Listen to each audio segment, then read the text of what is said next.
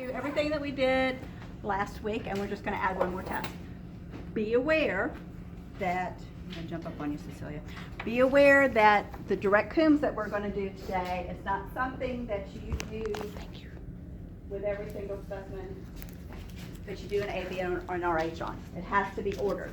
So if you need to pretend that you have an order based on the fact that you have this piece of paper in front of you, then by all means do that, but it's not part of the ABO and RH test itself, okay? All right, so first of all, you're gonna check your name and medical record number, and then you're gonna write down, this isn't one of the ones that I was going to use, but we'll do it anyway. All right. Then you're going to, now if you want to take the plasma off, that's fine. If you want to leave the plasma on, that's fine as well. It's whatever you're more comfortable with. I think the instructions that are in your book say take the plasma off, which means that you would write the patient's last name on a tube, take as much of the plasma off as you could, and leave it in that tube. The problem with that is when you go to leave, make sure you put the plasma back, because if I want you to go back and repeat anything and you've separated your plasma and thrown your plasma away, you're not going to be able to do any of the testing. You're going to be basically sunk at that point in time. So the way I do it is don't take the plasma off. And so if you want to do it that way, then that way you never have to move everything back and forth. So what I'm going to do is I'm going to make a tube for my cell suspension. I'm going to make an A tube, a B tube, a D tube, an AC tube, and a BC tube, okay? So this is for anti-A, anti-B, anti-D, my A cells and my B cells.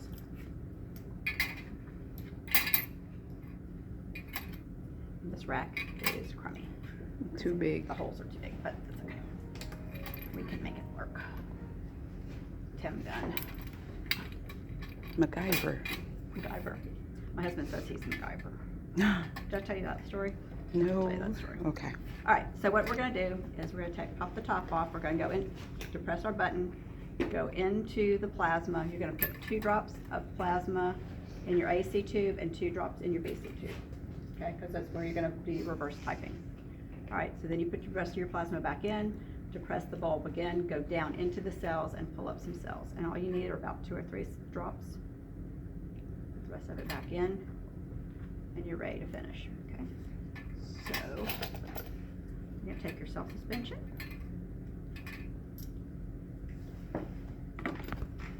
And you're gonna fill your tube up about 2/3 full with saline.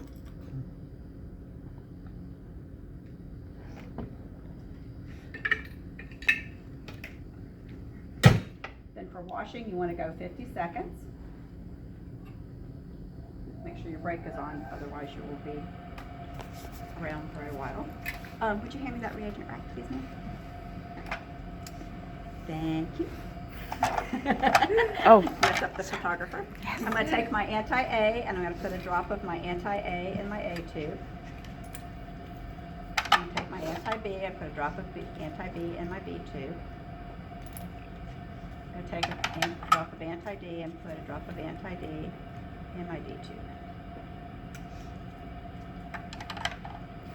Then because we're doing direct Coombs, I'm going to take 2 more. I'm going to label them DAT. Just kind of put them aside. Now, you're going to need to figure out how if you're doing multiple patients, because everybody has multiple patients, how you're going to identify it. Typically, when I'm doing multiple patients, I make a different color for each patient so I know which patient I'm doing. If you want to use the number, you want to use last name, you want to use part of the last name, you want to use the last name, first name, and the medical record number, whatever makes you happy to label these tubes so you know whose blood you're testing. Make it happen. Don't just assume because it's in the side of your rack that it's that patient, because somebody could come by and bump it and then pick it up and move it back and flip your rack around and then you're not in the same place that you started with. So don't use location. Location may be good for beach houses, but it's not good for what they do. Okay, may I have the dump bucket, please?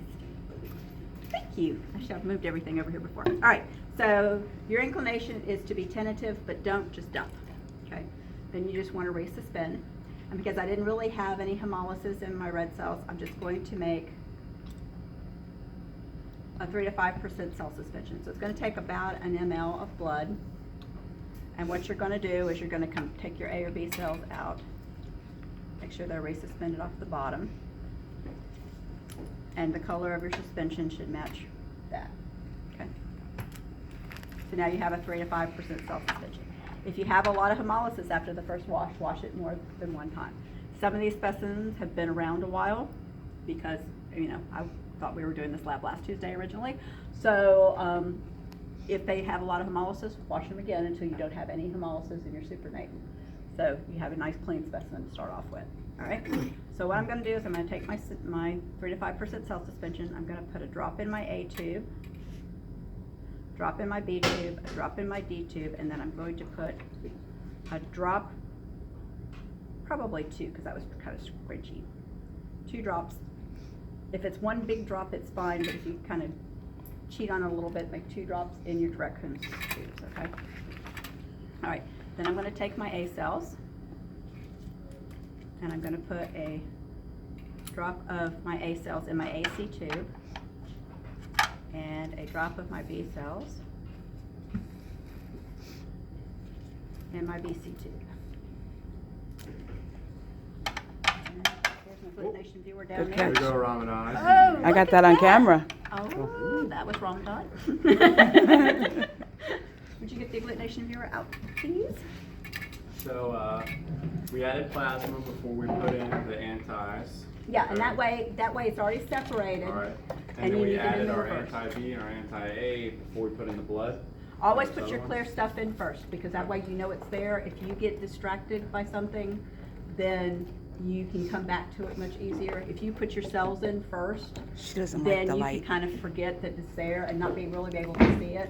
The anti-A and anti-B are pretty distinct because they're colored, but not everything else is, and it's kind of hard to see. So it's always best to put your plasma or whatever is clear, non-cellular, in first. Okay? All right, so we have 5 tubes. Luke, why don't you balance 5 tubes for us? Do you know how to balance 5 tubes? Yes, I'll do that. Yeah. Yeah. I thought, yeah, you want to do this, man? Your name's Luke too. I was like, hey, man. we need another one. No, we don't. All right, we'll just put that right there. He's You got think it. that's got a balance? No, not really. Okay, let me show you what you're gonna do. I would just use another one. No, you wouldn't, because Make it balance, to Pentagon. balance tubes are for weenies. You will not use a balance tube unless you have 11 or 1. Okay, Yeah, we so know. you're gonna balance 3, right? Right? That's balanced? Yep. Okay, so forget they're there. And balance 2. And close it. You gotta set it for 20 seconds. So that's the trick. Balance the odd number 3, which you can do. And then balance the first 2. And if you have more, you balance another 2.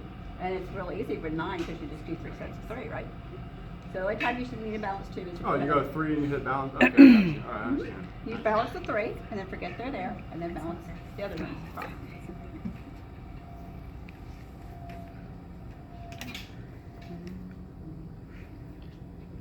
So yes, like when I washed, I had to have another one because I didn't have anything else to wash. But if you've got multiple patients, then you should be able to do it very easily.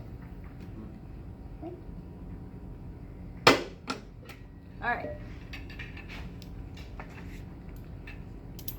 Now because we mixed them all up, I gotta find my tubes. Okay, so here's my A tube. And these have lights on them, so if you want to turn the light on, let's see if it works. Okay, there's the light. I think the light causes a glare, so I usually don't even turn it on. Some of them don't have plugs, so if you have one that doesn't have a plug and you would like to use the light, then find somebody who wants to swap lamps with you because they don't all have lights. Okay, so here we have our A. We're going to give it a little shake and then rock it back and forth. And hopefully not hit the mirror too much. I see how it's gently resuspending off the bottom. It's swirling. Okay. You want to resuspend it till it's entirely resuspended, and that is a negative reaction. There's no clumping at all. You got that, Cecilia? Got it. Okay, got it? Okay, so we're going to put down 0. And we'll put that in our sharps box.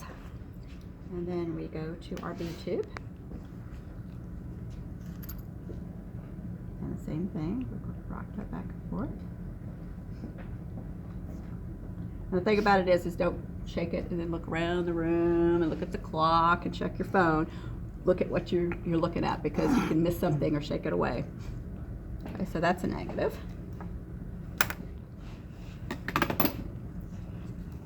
All right, so here I'm shaking it and I'm rocking it back and forth. What's that reaction? Positive. Okay, that's a 4+ because it's one giant piece, right? Mm-hmm. So I'm gonna put that under my anti-D. And then here's my AC. All right, so I'm gonna rock it back and forth and look, Same thing. nice 4+ reaction. And here's my B reverse. So it's a little bit weaker, but it's a good 3+, okay? All right, so what's my blood type? Oh. O positive. So I'm gonna put it over here in my interpretation. Okay, now because we have an order for direct Coombs, I've taken my blood, and this is 2 drops. I'll go back and tell you exactly what I put in here. But if your first drop is nice and fat, you don't have to worry about putting 2 drops. 2 drops of the 3 to 5% cell suspension that I made here in the tube. So all I'm going to do is I'm going to wash off everything that is not attached. Okay, so I'm going to fill my tube 2/3 full of saline. There's the blood already in there, and the reagents. There's no reagents. No reagents? It's all it is 3 to 5% cell suspension. So it's 3 to 5% cells and the rest Saline. Okay. Now, if my D had been negative, I would have taken it, and there's heat blocks around. I would have put it in the heat block, and I would have used my 6% albumin and made a control to run with it, and I would have warmed them for 15 minutes at 37 degrees, taken them out, read them. If they were negative, then I would have washed them just like I'm washing these now. Okay, so that's something you guys didn't do last week, so you'll have to. But the washing technique is the same. It's Let's just hope different they're step. all positive. Oh, I would never do that. Yeah, I get the roulette over there. At every one. You know, sometimes it's the luck of the draw. Yeah, it's a lucky guy. Yeah. But you know what? If you don't practice in a lab, you know, when you get to the hospital, it'll be like, I never had to do that. I don't know what that I'm gonna is. go, do you guys know Myron? That's who did this. Ask Harrison, he's already run into somebody. All right, so here's what my tube looks like, okay? Same kind of thing, you don't want to be tentative, just don't. Okay, so then you're going to have a little bit of residual saline there, so you want to resuspend your cell button back into that little bit of saline. And you want to do this 3 or 4 times, because you want to make sure that there is nothing in there that is not attached onto those cells. What I usually do is, like, this is wash number 2.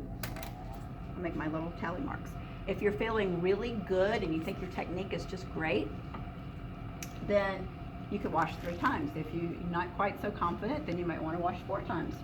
So it's really up to you. The worst thing that can happen is if you wash 3 times is you have to go start back over again, if it doesn't work. The worst thing that can happen if you wash 4 times is you might lose some of your cells that you don't want to lose, and you might end up starting over again too. So it's not necessarily always a win-win situation. But when you get good at this technique, which, trust me, by the end of the semester, every one of you will be so good at washing cells, it will not even be funny, because there's more tests than we do washing with it too. So this is not the only thing you get to wash. Now, if that's all the test was about, we'd be all right. About washing? Mm-hmm. Oh, but you know how false positives, right? And false negatives. Yeah, I think so. So if I said list 3 things that can cause you to have a false negative with a direct Coombs test, Washing would be one. washing would be a big one, because that's really all you do. Okay, you got your little residual saline. Go shake it back in there.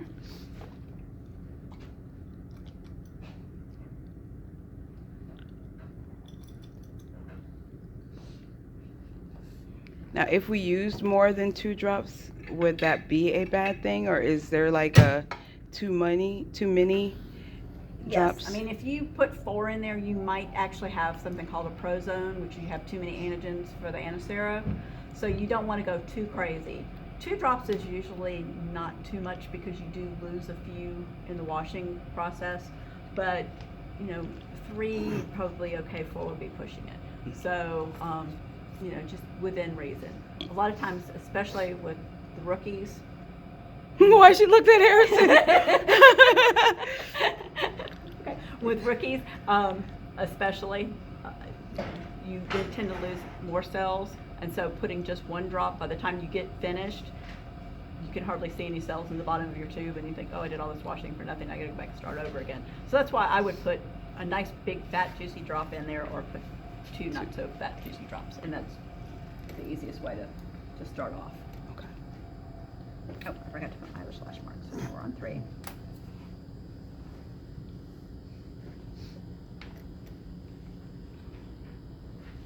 And for this demonstration, we're washing 4 times? Sure. Okay. That was 3.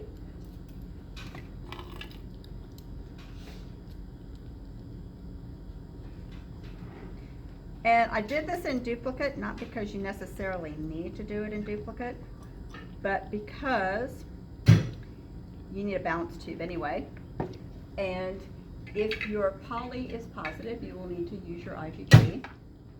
And if for some reason your check cells don't work, you will still need to use, you'll need to do it again, so you have a backup for that. So doing it in duplicate is not necessary in every single situation, but it's not a bad idea in this particular arena. When you look at your reagent rack, you can see that it grew. We have the green stuff, which is anti-IgG and C3BD. Actually, I guess it's just C3D. And we also have antihemoglobulin that's just IgG. Okay.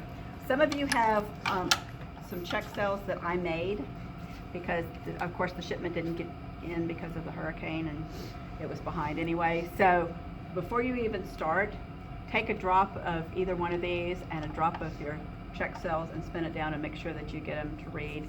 I checked them yesterday and they were reading fine, but just make sure that your particular aliquot works all right before you get too involved in it. If these are reagents, so these should be fine, but if you want to check them, that's not a bad idea either, and I'll show you how to do that.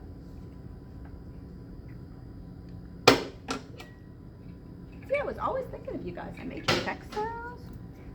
All right, so the last wash, you want to get as much of the fluid off, so you want to blot it dry. So you'll have a paper towel down here. You're going to get as much of the fluid off as possible, and then you have a nice cell button that's just on the bottom. Okay. All right, so what I'm going to do is I'm going to put one aside, and I'm going to take my polyspecific, and I'm going to put 2 drops of my polyspecific on my DAT. I don't know why my nose is itching so bad today. Okay, so then I'm going to just shake it, get it resuspended into fluid, and then I'm going to spin it down.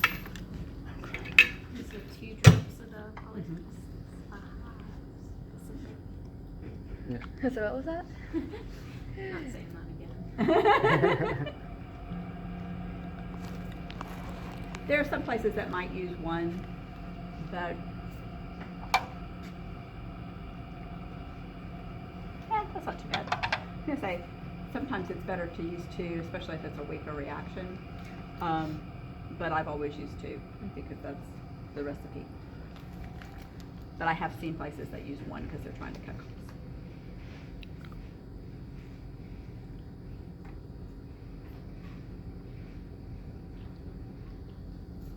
We're spinning that down for 20 because we weren't washing.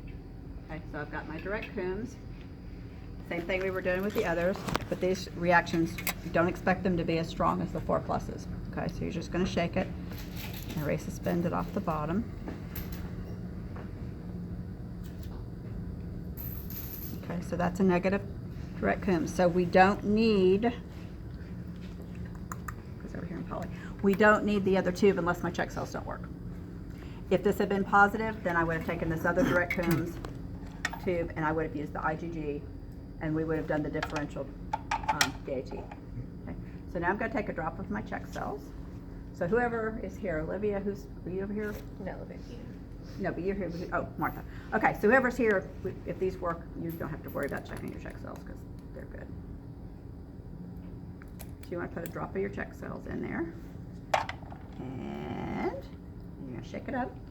You're going to put it back in for 20 seconds. And ideally, what you want is at least a 2+ reaction. If you get a 1+ reaction, I'm okay with it because a lot of times our reagents are not like these expired on September the 4th. So they're not exactly the freshest in the world, but ideally you want 2+. If you get 1+, I'm happy. And there is an anti-human globulin that is just for complement. We don't really use it because, like I said this morning, it's really hard to make a reagent that reacts only to complement, and it's even harder to coat cells just with complement to use for check cells. So a lot of places don't even use that, but it is important to know whether you're dealing with an IgG or not an IgG, because that's going to tell you whether you have a significant direct antiglobulin test. All right, now this is going to be a mixed field because we already know we have a negative in the bottom, right? So we're going to give it a little bit of shake, and you've got your chunks. You see the chunks? So when you're doing check cells, you don't necessarily have to resuspend them entirely up off the bottom, because what you may do is just shake the positive ones totally off into oblivion, trying to get the negative ones up off the bottom. So we've got a nice positive one there. It's probably somewhere in the 1 to 2+ range. And so over here we would say DAT negative. Okay.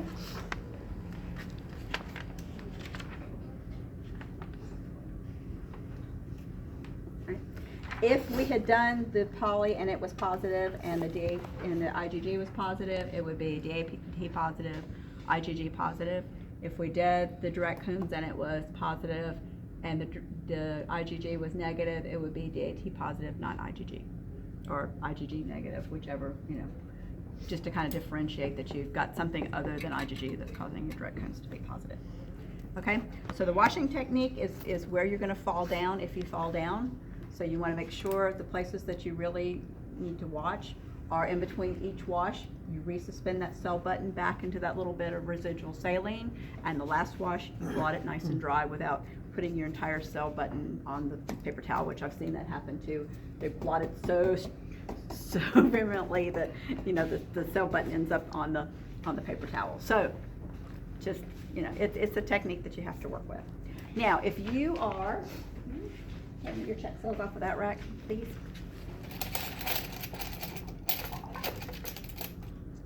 All right, so if you want to check your check cells, resuspend them up off the bottom. Put a drop in your tube, and then take a drop of, it doesn't matter which one you use, you can just use the drop of your poly in.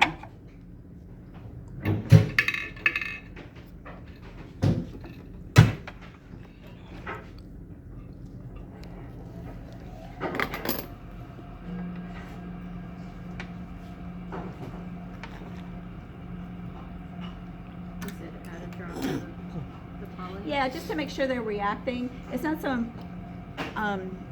it's probably not a bad idea even with the reagent ones, because like these I was just looking at expire in August.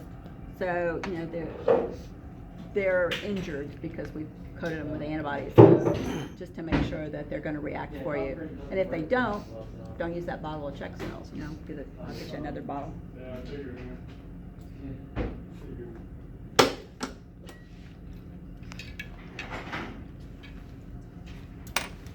And if you look, see, they react nicely. So your bottle of check cells has been checked. Okay. Oh, you were supposed to grab mine. You were too busy filming.